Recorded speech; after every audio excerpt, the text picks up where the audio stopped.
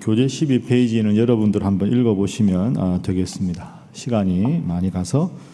자, 오늘 6장, 7장은 또 우리가 잘 아는 그런 내용입니다. 6장은 하나님의 은혜로 여리고성을 함락시키는 그런 내용이고, 7장은 여리고성에 비해서는 아주 작은 성인 아이성 전투는 당연히 승리할 줄 알았는데 패배를 했습니다. 그래서 오늘 본문은 왜 난공불락의 성인 여리고성은 함락시키고 그보다 작은 아이성 전투에는 졌는가?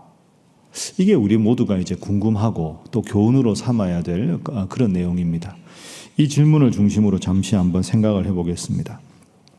본문의 첫 번째 기도 제목은 오직 하나님만 믿고 나가게 하소서 하는 기도 제목입니다. 오직 하나님만 믿고 나가게 하소서.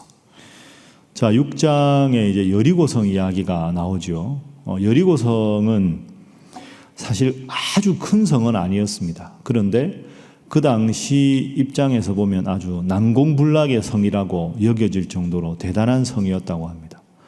우리가 영화 같은 데 보면 성이 외성이 있고 내성이 있습니다.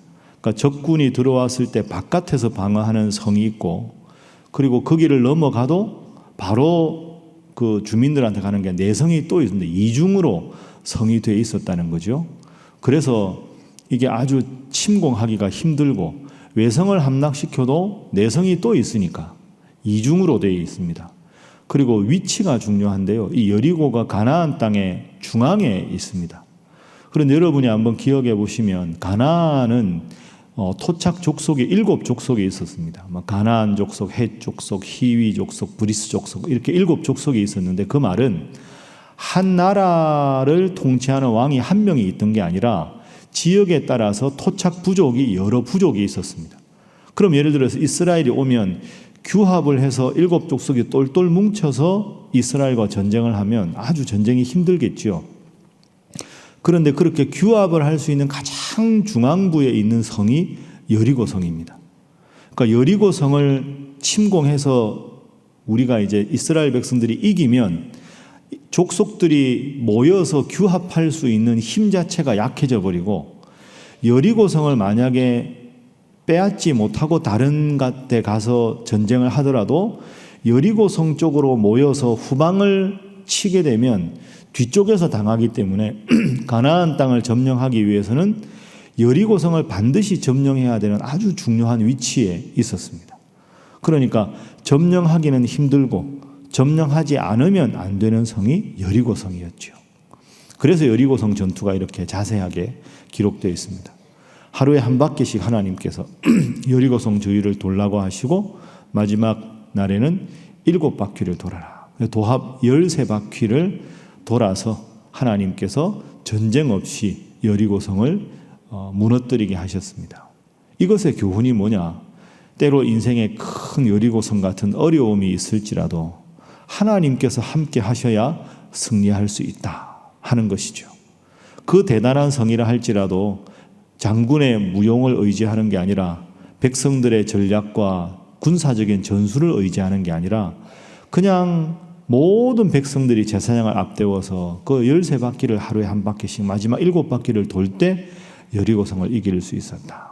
그래서 기도하는 것, 하나님 앞에 나오는 것이 무력해 보이지만 그게 아니라 기도가 가장 강력한 인생의 무기가 되고 하나님의 능력임을 믿으시고, 범사에 여리고성과 같은 어려움이 있을지라도 하나님 믿고 기도하시는 여러분 모두가 되시기를 주님 이름으로 부탁합니다.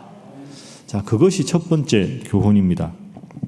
자, 두 번째 교훈은 우리 오늘 본문 말씀 한번 읽어봅니다. 6장 4절 말씀. 자, 여리고성을 함락시킬 때 하나님께서 3절에 보면 엿새 동안을 돌아라, 마지막 날 7번 돌아라 하실 때 규칙이 하나 있습니다. 자, 4절 5절 읽어봅니다. 시작. 제사장 7은 7 양강나팔을 잡고 언약궤 앞에서 나아갈 것이요 7째 날에는 그 성을 7번 돌며 그 제사장들은 나팔을 불 것이며, 제사장들이 양강나팔을 길게 불어 그 나팔 소리가 너희에게 들릴 때에는 백성은 다 큰 소리로 외쳐 부를 것이라. 그리하면 그 성벽이 무너져 내리리니 백성은 각기 앞으로 올라갈지니라 하시매 아멘. 자, 그냥 스쳐 지나가기 쉬운데 4절과 5절에서 아주 중요한 표현이 하나 있습니다. 그게 뭐냐 하면 제사장이 양강나팔을 잡으라 하는 겁니다. 양강나팔.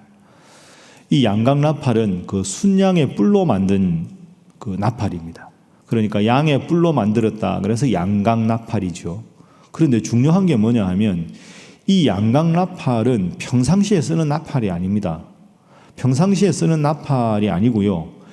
승리를 선포할 때 쓰는 나팔이 양강나팔입니다. 그래서 안식년 7번이 7번째 오는 희년, 하나님의 해를 선포할 때 제사장이 부는 나팔이 양강나팔입니다. 그러니까 양강나팔은 하나님께서 온전히 함께 하신다. 하나님께서 승리를 주신다 하는 뜻입니다. 그런데 하나님께서 지금 제사장들에게 뭐라고 하셨습니까? 4절에 보면 양강나팔을 잡고 나가라. 5절에 결과적으로 여리고성이 무너질 때 보시면 양강나팔을 길게 불어서 나팔 소리가 들릴 때 큰 소리로 외치고 성벽이 무너집니다. 순서가 중요하죠. 여리고성이 무너진 다음에 승리했다고 양강나팔을 분 게 아니라 하나님의 승리를 상징하는 양강나팔을 먼저 불었을 때 여리고성이 무너졌다 하는 겁니다. 그래서 두 번째 교훈은 먼저 승리를 선포하라 하는 것이죠. 여리고성 같은 큰 어려움이 있을 때 답답하고 힘들고 기도하면서도 뭐 이거 기도한다고 되겠나, 그런 자세로 기도해서는 안 되고 힘들고 어려울수록 양강나팔을 붙잡고 여리고성을 돌고 양강나팔을 불었을 때 여리고성이 넘어진 것처럼 먼저 하나님이 나와 함께 하시니 나는 승리할 수밖에 없다. 이 믿음으로 인생의 모든 여리고성을 돌파하라 하는 것이 하나님의 뜻입니다. 먼저 승리를 선포하는 성도. 하나님이 나와 함께 하시니, 제가 자주 인용하는 말씀이지만 천만인이 나를 애워싸 진친다 할지라도 나는 두려워하지 아니하리로다. 나는 잘 될 수밖에 없다. 우리 가정은 잘 될 수밖에 없다. 우리 교회는 잘 될 수밖에 없다. 항상 먼저 승리를 선포하시고 먼저 스스로에게 하나님의 능력이 나와 함께 하심을 믿고, 그래서 그 어떤 어려움도 여리고성도 승리하시는, 먼저 승리를 선포하시는 여러분 모두가 되시기를 주님 이름으로 축복합니다. 자, 세 번째 교훈은 이렇게 늘 승리를 선포할 때 신앙의 방심은 금물이다 하는 거죠. 신앙의 방심은 금물이다 하는 것이 세 번째 교훈입니다. 여리고성을 탁 넘어가니까 그 앞에 딱 펼쳐진 성이 아이성이었습니다. 여리고성이 난공불록의 성인데 그 성을 이겼으니 아이성은 이쯤이야 하고는 방심을 한 거죠. 그 방심을 했다가 아이성 전투에서 7장에 보면 지게 됩니다. 왜 졌을까요? 자, 7장 한번 보시죠. 자, 7장에 보면 아이성 전투를 하는데 2절에 보면 여호수아가 여리고에서 아이성으로 사람을 보내서 정탐하라 하고 정탐을 시킵니다. 3절, 정탐꾼들이 돌아와서 백성을 다 올라가게 하지 말고 3,000명만 올라가서 아이를 치게 하십시오. 소수입니다. 그냥 모든 백성 보낼 필요도 없고 3,000명 가면 살짝 쳐도 이길 수 있습니다 하니까 4절에 보니까 3,000명을 보냅니다. 뭐가 빠졌습니까? 하나님께 기도하고 하나님의 명령을 받는 단계가 빠졌습니다. 여리고성에서 하나님 그렇게 시키신 대로 했는데, 그렇게 전쟁에 승리해 놓고는 여리고성도 이겼는데 아이성이야 뭐 딱 보니까 작은데 뭐 이거 3,000명만 가도 충분히 이기겠다. 여러분, 사실은 그렇지가 않습니다. 아이성은 작은 성이었지만 이게 비탈에 있었습니다. 그러니까 산 위쪽에 아이성이 있기 때문에 아래쪽에서 올라가서 치기가 어렵죠.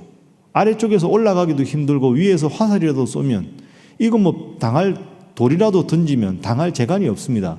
작은 성이지만 지정학적으로 어려운 성인데 하나님께 기도하지 않고 하나님의 명령도 받지 않고 정탐꾼 보냈다가 뭐 쉽게 이길 수 있습니다. 야, 가라. 지는 거죠. 선줄로 생각하는 자, 그 다음 뭡니까? 넘어질까 조심하라. 여리고성을 이겨도 아이성 앞에서 도망하는 것이 우리의 연약함입니다.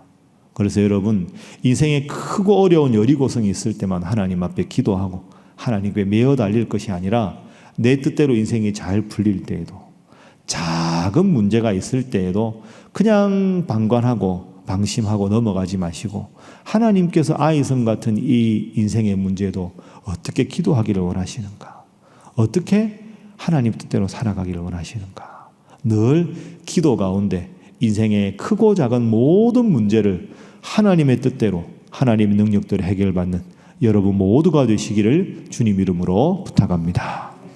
함께 기도하겠습니다. 하나님, 범사의 하나님을 의지하여 승리하는 인생, 잘 될 수밖에 없는 인생임을 기억하게 하시고, 하나님 믿음 생활 방심하지 않게 하시고 늘 주님께 기도하며 살아가게 하여 주옵소서. 오늘 이제 아침에 공사 착공 예배 드립니다. 이제 크레인이 들어와서 이제 공사를 시작할 텐데 하나님께서 2주간 순적하게 어려움 없이 우리 교회 종탑 공사와 그리고 캐노피 공사가 잘 진행되도록 기도해 주시고, 또 실버스쿨 개강을 위해서 기도해 주시고, 갈릴리반 성경 공부를 통해서 교회가 더욱더 말씀에 바로 설 수 있도록 다 함께 주님 앞에 기도하겠습니다. 주여 믿습니다.